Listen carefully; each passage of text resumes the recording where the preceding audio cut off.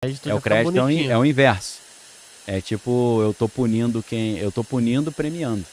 Sim. É uma lógica da meio pavloviana do estímulo-resposta, né? Você toca um apito e dá a comida pro cachorro que ele fica adestrado, né? Daniel, muitas pessoas falam que ele pode ser o anticristo, ele e o Sim, Donald Trump. Eles pegam e falam sim. assim, meu, eles parecem que Tem, vão tem salvar o pinta. mundo É isso. e na verdade eles não, eles são o anticristo. Você É, acredita nessa teoria ou não? acredito. Eu acredito, sabe por quê? A gente não precisa nem entrar no aspecto religioso. Hum, Porque esse assunto é controverso, né? Os caras acham que é palhaçada. uhum. Mas assim, eu cheguei num ponto na minha vida que eu tô meio sem papa na língua, entendeu? Não sei. Eu fui lá no Flow Podcast lá pra falar de geopolítica, aí o Igor falou, você é pastor, né? Falei, pô, eu não queria falar negócio de religião, eu vou falar de guerra, né? Então, quando eu vi, eu tava falando de vampiro, mula sem cabeça, curupira, fada madrinha, Tinkerbell, Saci Pererê. Saci, folclore, pô, É que a velho gente do gosta, Rio. Daniel, é que a gente Falei, gosta. putz, grilo. Aí eu peguei minha reputação e, né, que eu queria passar como analista geopolítico, doutor em linguística, professor Que universitário. é o que você tem formação, Também, né? minha Também. formação, minha área de atuação. Então, assim, eu falei, eu tô sem papa na língua. O... A pessoa que acha que ao alto escalão do poder não tá altamente comprometido com o mundo espiritual, É, é inocente, né? tá deixando de fazer o dever de casa, né? Porque, pelo amor de Deus. Mas tudo bem. A Bíblia diz que essa figura do anticristo, Hum. ela tem uma série de missões geopolíticas. E duas das missões geopolíticas que a figura bíblica anticristo precisa cumprir são estabelecimento de um acordo de paz entre Israel e a Palestina e, como dispositivo desse acordo, a liberação do monte do templo para a reconstrução do templo de Jerusalém. Não precisa. O cara pode ser ateu, Deus não precisa existir, nem anjo, nem demônio, nem Bíblia. Se um cara estabelecer o acordo de paz e viabilizar a construção do terceiro templo, esse cara é o anticristo. Mas pode ser um anticristo geopolítico, não precisa ser um anticristo espiritual. Verdade. Então, o Trump quer fazer isso desde os anos 80. Tem uma foto na revista Time de 1982 que o Trump está segurando uma pomba. E o texto embaixo da foto está escrito assim: eu, Donald Trump, estou comprometido a ajudar o estabelecimento de paz entre Israel e Palestina. 82, ano que eu nasci. Não parece, mas eu nasci em 82, né? Então, assim, não é de agora que ele está comprometido com isso. Tem Faz tempo. 44 anos, 42 anos. Então, é, ele estabeleceu os acordos de Abraão entre Israel e o mundo árabe com a Arábia Saudita? participação com a Arábia Saudita, com a participação do seu cunhado Jared Kushner, né? Hum. E ele transferiu a embaixada de Tel Aviv para Jerusalém, a embaixada americana, e ele é visto por vários setores religiosos em Israel como o Messias. Nossa, sério? É, como Messias. Não como um Messias judaico, mas como um Messias aos moldes do rei Ciro. E aí exige um conhecimento de história, né? O bíblico. Que a Bíblia. A gente Sim. acha que Bíblia é só religião, né? O cara que é ateu não lê a Bíblia, ele tá deixando de conhecer muita história, né? Não precisa acreditar em Deus. A gente teve uma sucessão de impérios, né? A gente tinha o Império Babilônico. O Império Babilônico foi vencido pelo Império Medo-Persa. E o Império Medo-Persa, para quem conhece as guerras do Peloponeso, nas guerras das Termópila, a história do 300, né? São essas guerras entre os gregos e os persas, né?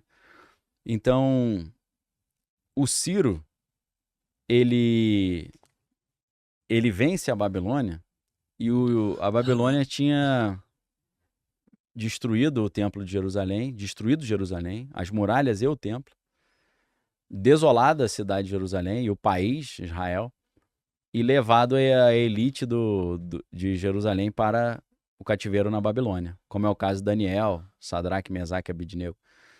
Ezequiel também. Então, o povo estava há 70 anos exilado numa terra estrangeira, que era a Babilônia, o povo de Deus. E aí, nesses 70 anos que uma geração, o povo deixou de conhecer a sua cultura, o seu idioma, a Bíblia, e de repente eles acharam um manuscrito do profeta Isaías que falava de Jeremias, perdão, falando que o exílio babilônico ia durar 70 anos e que um cara chamado Ciro ia liberar eles para voltar para casa. E o Ciro não tinha nem nascido ainda quando isso foi profetizado.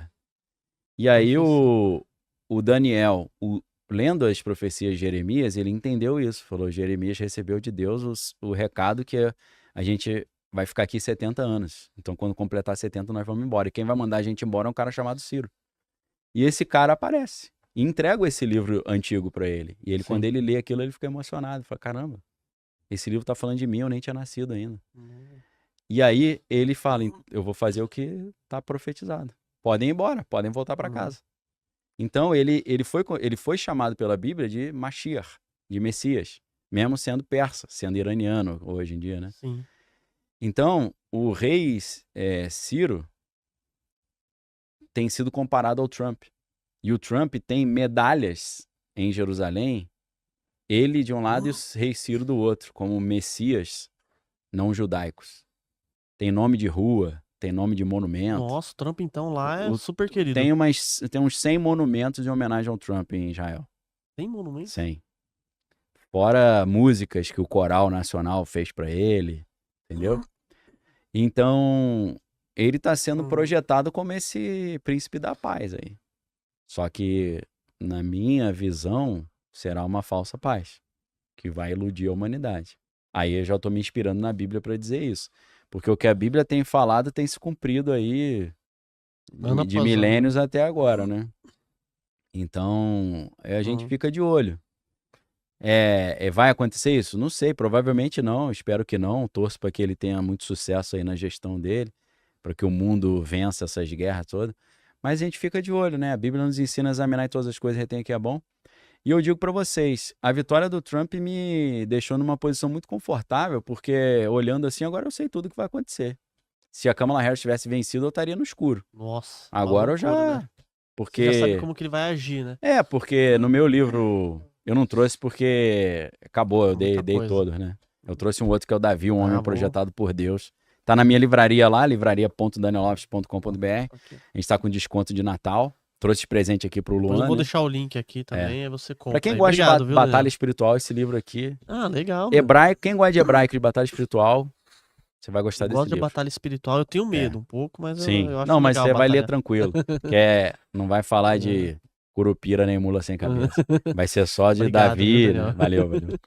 Então, mas no meu livro, o Jogada Final, tem um capítulo que é um artigo que eu publiquei na Gazeta do Povo, no dia 17 de fevereiro desse ano, de 2024.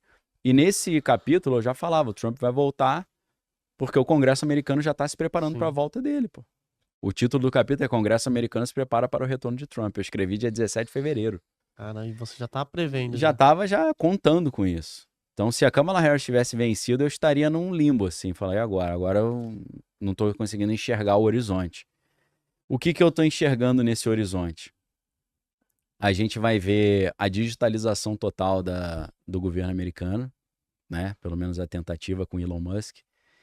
Ele com esse DOGE, que é o Departamento de Eficiência Governamental, né? Department of Government Efficiency. E aí ficou até uma brincadeira com o Dogecoin, né? Ele junto com o Vivek, né? Que é o outro bilionário. Eles vão reduzir o número de funcionários públicos, substituindo os funcionários públicos por inteligência artificial. E eles já estão falando também sobre a associação entre o sistema de segurança e a inteligência artificial, implementando aquilo que se chama pré-crime, que é, quem conhece um pouquinho de ficção científica sabe que isso aí é altamente preocupante, né? Porque eles dizem que tem 90% de eficiência. Mas como você sabia, um pré, né? Mas a ideia é essa, você Censura, prender né? a pessoa antes dela cometer o crime. É uma censura, né? Se Então, for analisar bem. Eles dizem que tem 90% de eficiência. Não tem 60%. Mas ainda que tivesse 90% e os 10 que caíram De que não gaiato, iria... de gaiato. Entendeu? Então isso aqui é insanidade. Isso. Quem assistiu o filme Minority Report, quem conhece as obras distópicas nesse, sabe que isso é insanidade. Isso. Você, por postagem nas redes sociais, descobrir que o cara vai matar alguém no outro dia. É. Isso é muito complicado, né? Isso perverte toda a filosofia do direito, né? Que não há crime sem a lei antes que preveja, nem se o cara não cometeu, não tem crime, Sim. né? Não tem crime sem lei que antes o defina e tal. Não sou advogado, mas é mais ou menos isso. Então, assim, muito provavelmente eles vão caminhar também para uma exigência de biometria para usar a internet, para evitar hackers. Muito provavelmente deve ter um ataque cibernético de nível global que vai trazer um grande problema. Isso aí vai trazer a justificativa é a palavra-chave, para exigir que todo mundo, para usar a internet, tenha essa biometria para que a gente tenha certeza que os hackers prejudiciais não acessem e também ter certeza de um captcha para separar quem é humano e quem é não humano. Então, para ter essa biometria. E a famigerada implementação da renda básica universal. Tudo isso são estruturas de concentração de renda e de poder que são altamente preocupantes em nível máximo, né? Porque se você tem esse monitoramento total da rede e você tem a inteligência artificial substituindo o trabalho humano, você tem uma multidão de pessoas sem emprego, sem renda. E o Sam Altman, que é o CEO da OpenAI, que faz o ChatGPT, ele já falou, olha, nós sabemos que a inteligência artificial vai gerar trilhões de dólares de lucro, mas vai tirar emprego de muitas pessoas. Então a gente quer compartilhar uma parte do nosso lucro trilionário com vocês para compensar a perda do emprego. Então a gente vai oferecer para vocês a UBI, que é o Universal Basic Income, que é a renda básica universal. Só que aí essa renda básica universal não vai ser paga em moeda física, em moeda digital. E é claro que essa moeda digital vai estar atrelada a uma contrapartida comportamental de quem recebe, dentro de um cenário de crédito social, entendeu? Tipo a China? Tipo a China, obviamente, com o Yuan digital, né? O Drex que vai ser implementado aqui no Se Brasil. Deus quiser não vai ser, não tô torcendo contra aí, já agorando já há muitos anos, né? Inclusive é um assunto já que eu cansei de... Sabe?